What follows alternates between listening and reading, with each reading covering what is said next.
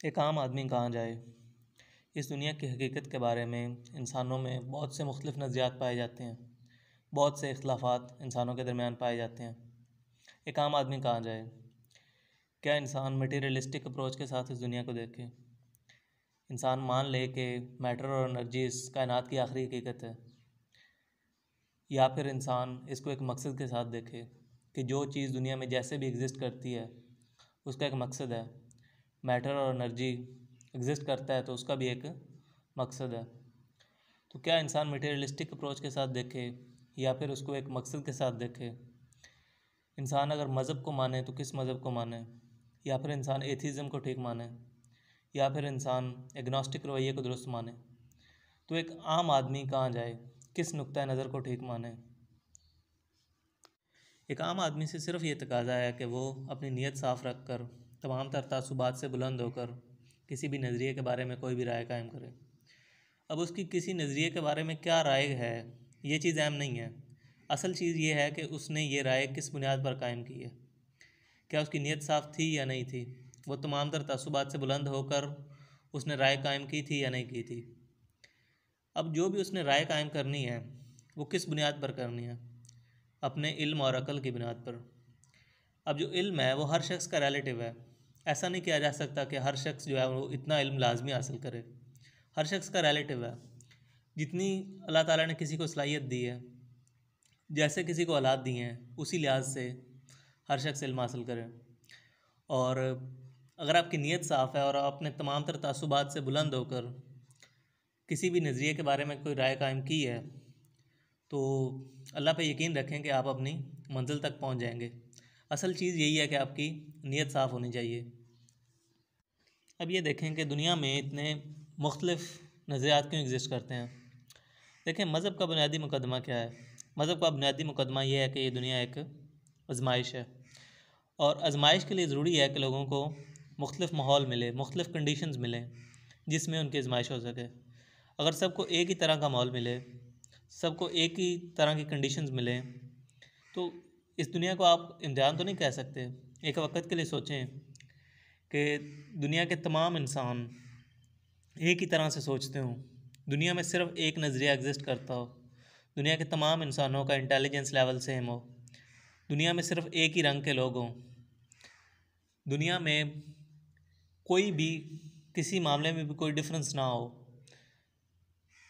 इंसानों के मिजाज में कोई भी फ़र्क ना हो, तो क्या आप इस दुनिया को इम्तिहान कह सकते हैं।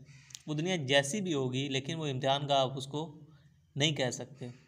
तो मज़हब का बुनियादी मुकदमा यही है कि दुनिया इम्तिहान गाह है, इसलिए ये चीज़ें इतने डिफरेंस एग्जिस्ट करते हैं। इसके बगैर आजमाइश मुमकिन नहीं है। तो इस दुनिया में मुख्तलिफ मज़ाहिब क्यों एग्जिस्ट करते हैं, क्योंकि दुनिया के इम्तिहान की जगह है।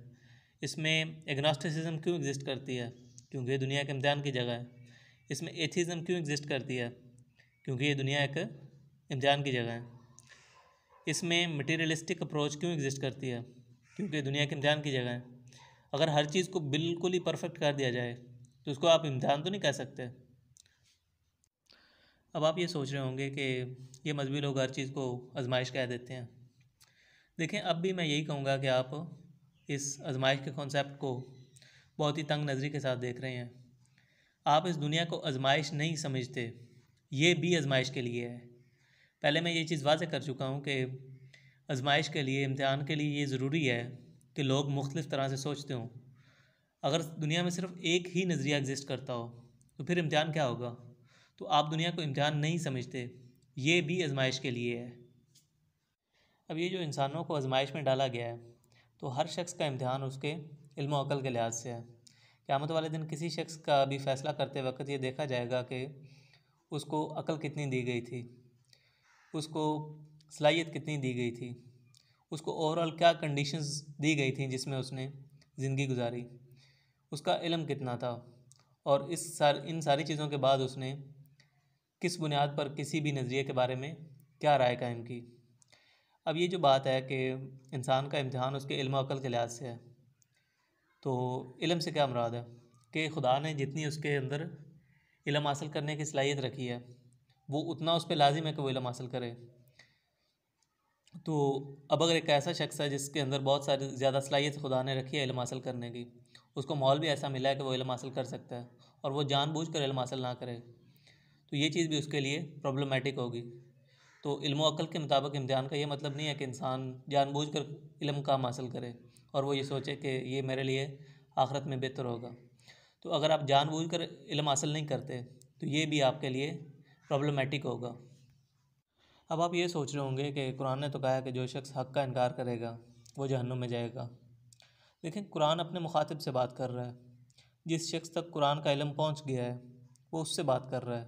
जो शख्स कुरान को पढ़ रहा है वो उससे बात कर रहा है कि अगर तुमने जानबूझकर हक़ का इनकार किया तो तुम जहन्नुम में जाओगे। एक ऐसा शख्स जिसकी नीयत बिल्कुल साफ़ थी, उसने जानबूझकर किसी हक़ का इनकार नहीं किया, तो उसका मुकदमा क़यामत वाले दिन अल्लाह ताला के सामने पेश हो जाएगा और उसके बारे में खुदा कोई भी फ़ैसला फरमाएगा। किस बुनियाद पर? कि उसके बारे में देखा जाएगा कि उसको क्या हालात वाक़यात दिए गए थे, उसका इंटेलिजेंस लेवल क्या था, उसने किस बुनियाद पर किसी चीज़ के बारे में भी कोई राय कायम की, तो उस बुनियाद पर उसका फ़ैसला होगा। और ये चीज़ याद रखिएगा कि अल्लाह ताला ने फरमाया है कुरान में कि वो किसी शख्स पर क़यामत वाले दिन ज़र्रे बराबर भी जुल्म नहीं करेगा। तो इस चीज़ पे यकीन रखिए। तो इस्लाम हर उस शख्स की निजात के लिए ज़रूरी है जिस तक इस्लाम का सही पैगाम पहुंच जाए। ओवरऑल इस कॉन्सेप्ट से रिलेटेड मैंने पहले कुछ चीज़ें लिखी थी, तो ये आप ज़रूर पढ़िएगा, ये जो स्क्रीन पे शो हो रही हैं। और इससे रिलेटेड मैंने एक और वीडियो भी बनाई थी कि खुदा कौमों के साथ क्या मामलात करता है, कौमों के जो अप्स एंड डाउन्स होते हैं। पहले बनी इसराइल को फजीलत दी गई, उसके बाद मुसलमानों को सुपर पावर बनाया गया और अब कुछ दूसरी कौमें दुनिया को लीड कर रही हैं। तो ये भी ओवरऑल इम्तिहान के लिए होता है। तो इससे रिलेटेड मैंने एक और वीडियो बनाई है, उसका नीचे मैं लिंक दे दूँगा, वो आप ज़रूर देखिएगा।